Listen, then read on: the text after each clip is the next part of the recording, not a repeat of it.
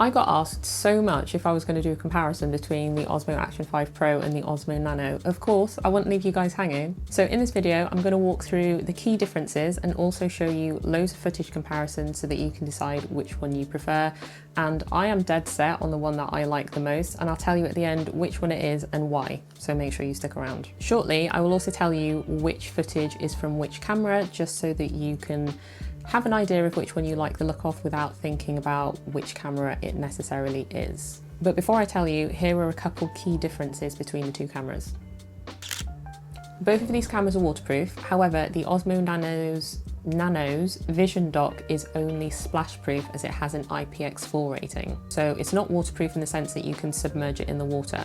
So if you did want a camera that you could use fully underwater, then the Osmo Action 5 Pro is probably going to be the better option. And the reason I say that is because when you are underwater, you would probably want to see what you're filming, I'm guessing. I know I would.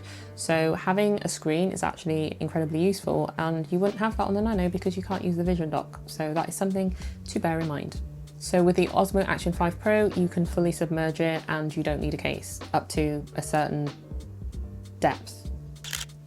Now, I'd say that the biggest advantage of the Nano over the Action 5 Pro is its smaller size for POV and easy mounting. If you know that you primarily want to shoot POV, the Nano is pretty much a no-brainer. You can of course shoot POV with the Action 5 Pro, but it's obviously bigger and you need either a neck mount or a chest strap or any other POV mounting accessories. With the Nano, you get the magnetic pendant, and that is literally all you need. You could easily just wear the pendant all day and then just put the camera on your chest whenever you wanted to shoot some POV. Now, if you're vlogging using the Osmo Nano, if you want to view what you're recording, you have to keep taking the camera off the dock and turning it around. So if you're filming yourself, it would be one way, and then say you wanted to film what's out in front of you, then you'd have to turn it the other way if you want to actually see what you're filming. Whereas the Action 5 Pro has two touchscreens, the one on the back and the smaller one on the front. And yes, the Nano's vision dock screen is bigger than the Osmo Action 5 Pro's front screen, but I don't have to faff around. I just have to turn the camera around, film myself, and then turn it back again and film what's in front of me, and I get to see the view. Of course, with the Nano, you could just have the dock in your hand and then monitor your footage that way, and then you'll be able to turn the camera freely. But if you want to be completely hands-free and have the vision dock connected, that's where the Action 5 Pro just has the advantage, because there's just no faffing around. In terms of storage, the Nano has built-in storage, as does the Action 5 Pro, and both have an SD card slot. But here's where things differ. With the Action 5 Pro, you can record to either the internal storage or the SD card. However, with the Nano, it records to the internal storage, and then you can offload that footage from the internal storage onto the SD card. And I think the SD card that you can use is up to 1 terabyte, which is pretty decent, to be fair. And with the Nano, you can have two options for which one you buy. So you can have the 64 gig option or the 128 gig option for internal storage.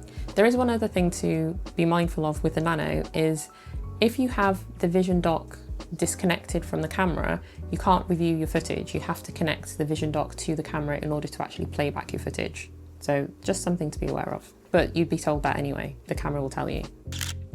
Okay, so remember at the beginning I showed you unlabeled clips from both of these cameras. Well, camera 1 was the Action 5 Pro and camera 2 was the Osmo Nano. Which one did you prefer the look of? Drop a comment down below. When it comes to the quality of the video, you can see it for yourself. I personally think that the Action 5 Pro has better quality overall, and this is in the normal colour profile. When you compare it to the Nano, the colours are richer from the Action 5 Pro, and my skin tones just look better on the Action 5 Pro as well. So that footage was shot in the normal colour profile with the Action 5 Pro in the neutral colour tone, because you've got two, you've got vivid and neutral. And so I also tried it with the vivid tone just to see how different the colours looked against the Nano as well. And this is what you're seeing. With either of these cameras, I know a lot of people will just be shooting in the normal colour profile, but I really only use either of these in D-Log-M because the footage looks so much cleaner. I'm not going to bang on about the Action 5 Pro and how I don't like the normal colour profile anyway. I've said it enough in all of my other videos, which is why I just tend to shoot in D-Log-M if I'm going to use the Action 5 Pro. If I'm not shooting in D-Log-M, then I tend to just go for the Action 4 because I've said it before again, I love that camera and it just produces such a nice image when you shoot in the normal colour profile. But the Nano in D-Log-M also looks very good. So in that respect, they're pretty much the same. Same. And I used the LUT from my Urban Summer collection, which is a set of 8 LUTs that not only convert your footage, but also style it too. All you have to do is choose one of the LUTs, drop it onto your D-Log-M footage, and you're pretty much good to go. If you want to check them out, I've dropped a link in the description and a pinned comment. They work with the Osmo Action 5 Pro, the Pocket 3, the Nano, pretty much any camera that shoots in D-Log-M, so well worth checking out. So night footage is where I would say you see the biggest difference between these two cameras. They both have super night mode, which I don't like on either of them because I think the normal video with a few tweaks to your settings actually looks better.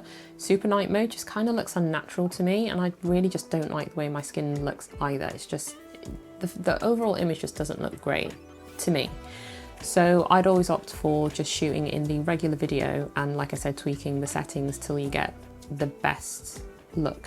I've done a video about my settings with the Osmo Action 5 Pro in low light, so I've linked it in the Action 5 Pro playlist at the end of this video, so you can find it in there. And I've also dropped a link to it in the description. I haven't done one for the Nano yet, but it is on the list of videos for me to make, so I will get around to it as soon as I can, because the next video that I'm going to be doing is going to be the Nano versus the Action 4, and I've already shot the footage, so I just have to put it together. But anyway, I'm going off on a tangent. So low light footage, regular video, I think looks better. What did I just break? What was that?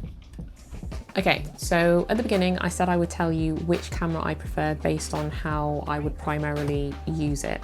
And I think you've pretty much guessed which one that is, but I do want you to bear in mind that they both do the same thing, but there are features that are better suited to different use cases.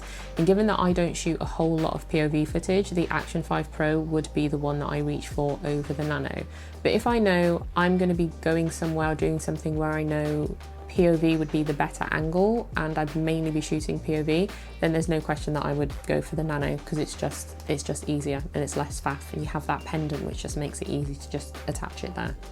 If you want to know about more features to do with either of the cameras, I have done dedicated videos about each, which you can also check out. And if you shoot in D-Log-M, again, don't forget to check out my Urban Summer LUT pack with 8 unique LUTs, ready to drop straight onto your footage. And before you ask, the next comparison video, oh, I'm getting a package. Oh no, it's not for me. The next comparison video is going to be the Nano versus the Osmo Action 4, seen as a few of you have already asked, and why not? Why not? So keep an eye out and I'll catch you on the next video.